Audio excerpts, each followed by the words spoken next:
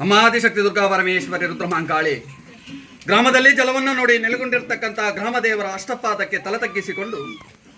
ಗ್ರಾಮಧಿಕ್ಕಾರದಲ್ಲಿ ಮೆರೆದಾಡಿಕೊಂಡು ಬಂದಂತಹ ಸರ್ವದೈವ ದೇವರುಗಳಿಗೆ ತಲೆ ತಗ್ಗಿಸಿ ಸಾನ್ನಿಧ್ಯ ಪ್ರಕಾರವಾಗಿ ತಾಯಿ ಆದಿಶಕ್ತಿ ದುರ್ಗಾ ಪರಮೇಶ್ವರಿ ರುದ್ರಮಾಂಕಾಳಿಯ ಸಾನ್ನಿಧ್ಯದಲ್ಲಿ ಗುರು ಸಾನ್ನಿಧ್ಯವನ್ನು ಮುಂದಿಟ್ಟುಕೊಂಡು ಸದ್ಭಕ್ತರ ಎಡಬಲದಲ್ಲಿ ನಿಂತು ತಾಯಿ ಜಗನ್ಮಾತೆಯ ಸಾನ್ನಿಧ್ಯದಲ್ಲಿ ತಲೆ ತಗ್ಗಿಸಿ ಮಾಡುವಂತಹ ಪ್ರಾರ್ಥನೆ.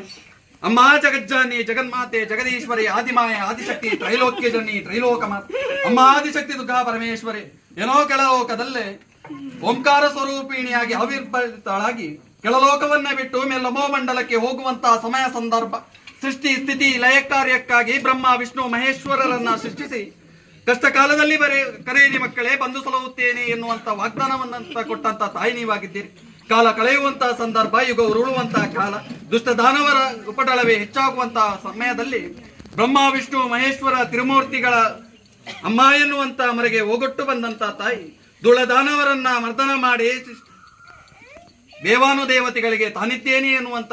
ವಿಶ್ವಾಸವನ್ನ ಕೊಟ್ಟು ಇನ್ನೂ ಹಲವಾರು ದಿಕ್ಕಿನಲ್ಲಿ ಪುಣ್ಯ ಹೆಸರಿನಲ್ಲಿ ಧಾರಣೆ ಮಾಡಿಕೊಂಡು ನೆಲೆಗೊಂಡು ಕಷ್ಟವನ್ನ ನಿವಾರಣೆ ಮಾಡಿ ಇಷ್ಟಾರ್ಥ ಸಿದ್ಧಿಗೊಳಿಸಿದಂತಹ ತಾಯಿ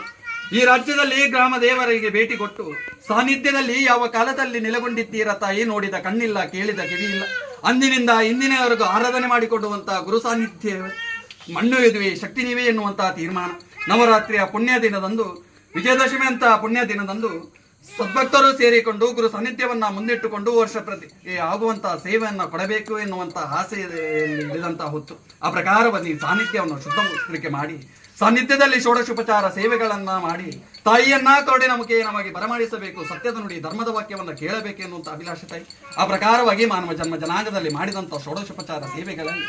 ಆಚಾರ ವಿಚಾರಗಳಲ್ಲಿ ತಪ್ಪಿರಬಹುದು. ಅಂತ ಆಚಾರ ವಿಚಾರಗಳಲ್ಲಿ ತಪ್ಪಿದ್ದಲ್ಲಿ ತಾಯಿ ಮನ್ನಿಸಿ ನಿಂತಹ ಕೊರಡಿನ ಮೇಲೆ ಅಮೃತ ಗಳಿಗೆಯಲ್ಲಿ ಆವೇಶವಂತರಾಗಿ ಸತ್ಯದ ನುಡಿ ಧರ್ಮದ ವಾಕ್ಯವನ್ನು ಕೊಟ್ಟರಾದಿತ್ಯನು ಸಾನ್ನಿಧ್ಯದಲ್ಲಿ ಪುಷ್ಪಾಕ್ಷತೆಯನ್ನು ಹಾಕಿ ಪ್ರಾರ್ಥನೆ ತಾಯಿ.